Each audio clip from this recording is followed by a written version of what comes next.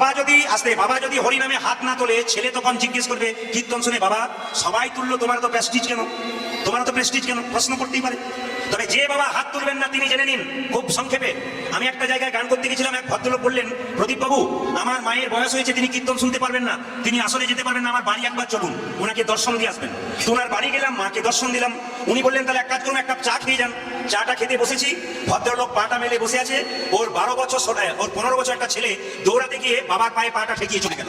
বাবা বলছে, দেখতে পাচ্ছিস না কীর্তনিয়া বসে আছে, আর তুই আমার পায়ে পা ঠেকিয়ে চলে গেলি, প্রণাম কর। ছেলে বলছে করবো না। বলে কেন? পরশু তারিখে দাদুর পায়ে তোমার পাটা ঠেকলো, তখন তুমি যে প্রণাম করলে না।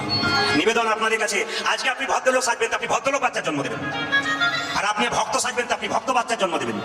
আম গাছে আম ধরে, নিম গাছে কিন্তু আম ধরে না। নিমের মতো বাবা হবেন তো তেতো বাচ্চার জন্ম দেবেন, আর আমির মতো বাবা হবেন তো ভক্তিমান পুত্রের জন্ম দেবেন, গোবিন্দ সেবায় নিবেদন।